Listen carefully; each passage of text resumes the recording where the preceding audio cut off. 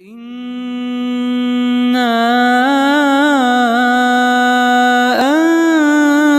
أنزلناه في ليلة القدر وما أدراك ما ليلة القدر. بسم اللہ الرحمن الرحیم. ناظرین اکرام، السلام علیکم ورحمۃ اللہ وبرکاتہ. انشاءاللہ آج سے شب قدر کی پہلی رات شروع ہونے والی ہے. آج کی رات جو آنے والی ہے یہ 21ویں رات ہوگی. 21, 23, 25, 27 اور 29 یہ 5 راتیں نبی کریم صلی اللہ علیہ وسلم نے فرمایا کہ انہی میں شب قدر کو تلاش کرو. شب قدر کا مطلب کہ اس ایک رات کی عبادت 1000 مہینوں کی رات سے بہتر ہے، اس کی عبادت کے برابر ہے. 1000 مہینے کتنے دن ہو گئے اگر اتنی عبادتیں کی جائیں اور ایک شب قدر کی رات کی عبادت کر لی جائے اور وہ مل جائے تو بڑا خوش نصیب ہے وہ شخص کہ اسے 1000 مہینوں کی عبادت کا اجر مل جائے گا. انشاءاللہ ہم سب تلاش کریں گے. نبی کریم صلی اللہ علیہ وسلم نے تلاش کی ہے اور تلاش کرنے کی بشارت دی. نبی کریم صلی اللہ علیہ وسلم کے اصحاب شب قدر کی راتوں کو جاگا کرتے. ہم شب قدر کی راتوں میں کیا کریں؟ شب قدر کی راتوں میں کیا کریں اسے جاننے سے پہلے تھوڑا سا ہم جان لیں کہ شب قدر ہے کس دن. صحابہ کرام نے خصوصاً حضرت عبداللہ ابن عباس رضی اللہ تعالیٰ عنہ سے بعض روایتیں آتی ہیں کہ انہوں نے 27 کے بارے میں زیادہ گمان ظاہر کیا کہ شاید 27 ہو، لیکن عمومی صحابہ کرام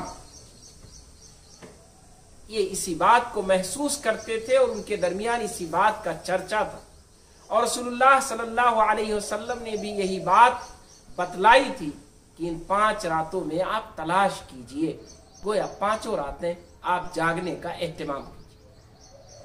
البتہ ایک حدیث ملتی ہے رسول اللہ صلی اللہ علیہ وسلم کی، میں چاہتا ہوں وہ آپ کے سامنے ضرور رہے. رسول اللہ صلی اللہ علیہ وسلم نے فرمایا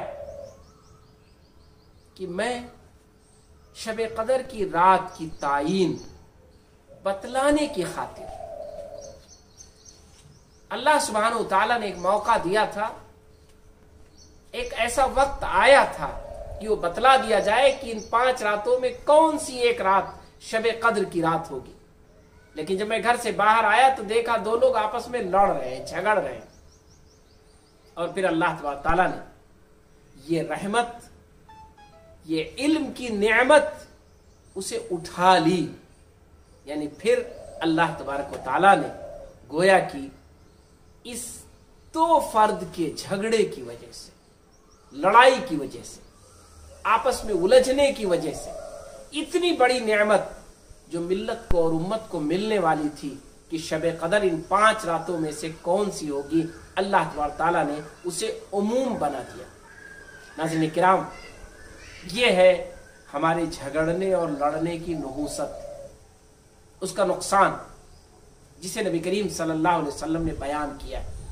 اس لیے ہمیں شب قدر کی اسی پس منظر میں رسول اللہ صلی اللہ علیہ وسلم کی یہ بات بھی یاد رکھنی چاہیے کہ ہمیں آپس کے جھگڑوں سے، آپس کی لڑائیوں سے، آپس کے بیجا اختلافات سے شدید بچنے کی ضرورت ہے، ورنہ ہم اللہ کی نعمتوں اور اس کی برکتوں سے محروم رہ جائیں گے.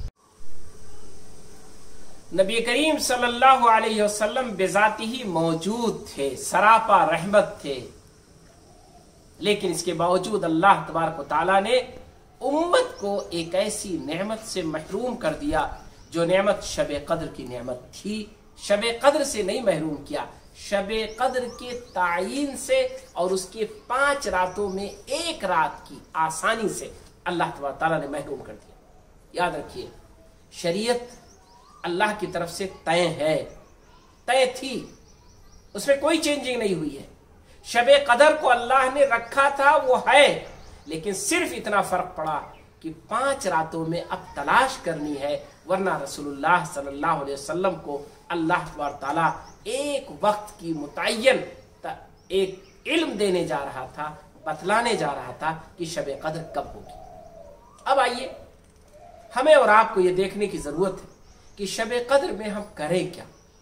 शबे कदर में हम और आप कई काम कर सकते हैं।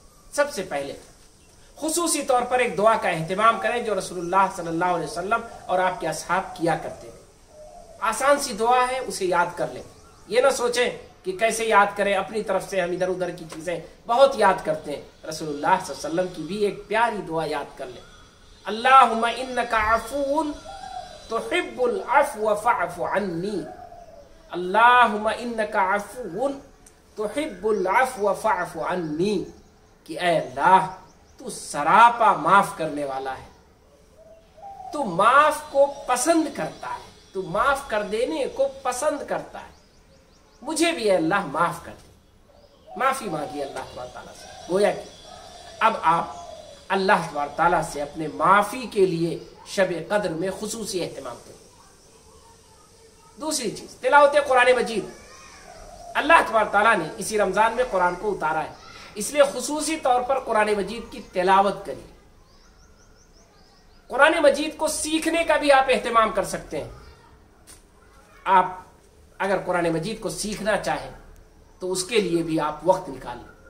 आप इसी तरह कुरान मजीद के इल्म को हासिल करने, कुरान मजीद को समझने का भी एहतमाम कीजिए, बांट लीजिए औकात को, और इस तरह इंशाअल्लाह शब बेदारी भी अच्छी होगी और आपका फायदा भी होगा, इबादत भी अच्छी होगी और आपके ऊपर उसके असरात भी अच्छे मुरतब होंगे। तो बांट लीजिए औकात को, कुरान मजीद के साथ तीनों काम करिए।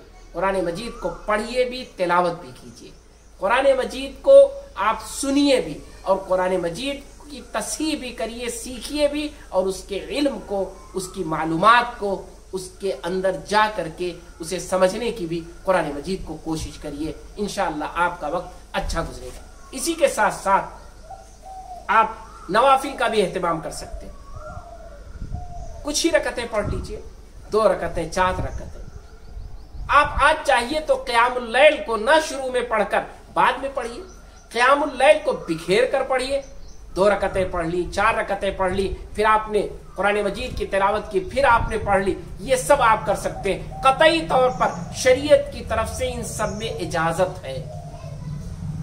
आप बिल्कुल आजाद हैं कि रात को जागें, अल्लाह की इबादत करें, रात को जागें, जिक्र व अस्कार करें, रात को जागें, अल्लाह से माफी की दरखास्त करें और उम्मीद रखें कि अल्लाह तबारक ताला वो माफ करने वाला है। वो इंशाअल्लाह शब कद्र की रात आपको नसीब करेगा और उसमें माफी का परवाना आपको देगा। इस जज्बे के साथ, इस हौसले के साथ तैयारी कीजिए, और याद रखिए अपने घर वालों को मत भूलिए। रसूलुल्लाह सल्लल्लाहु अलैहि वसल्लम के बारे में आता है कि आप अपने घर वालों को जगाते थे, तो आप भी अपने घर वालों को लेकर शब बेदारी कीजिए। एक माहौल बनाइए घर में। लॉकडाउन में सब घरों में है, दिन भर आपने आराम किया है, पूरी रात का जगना आपके लिए मुश्किल नहीं है। जरा जग के देखिए कि अल्लाह की रहमत कितनी आप पर मुतवज्जे होगी। एक एहतमाम करिए, एक अच्छा सा अंदाज अपनाइए, जिक्र व अस्कार का, तिलावत का, नवाफिल का, अल्लाह से दुआ मांगने का। ऐसा भी कर सकते हैं कि पूरे घर वाले इकट्ठा होकर अल्लाह से दुआ करिए, अपनी जरूरतें मांगिए, अपने लिए मांगिए, अपने घर के लिए मांगिए, सबके लिए मांगिए, और आप इंशाअल्लाह इस रात को अच्छे से जाग कर गुजारिए। आगे आने वाली और 4 रातों को अच्छे से जागिए। अल्लाह तबारक ताला हम सबको शब कद्र नसीब फरमाए और शब कद्र की बरकतों से हम सबको मुस्तफीद फरमाए।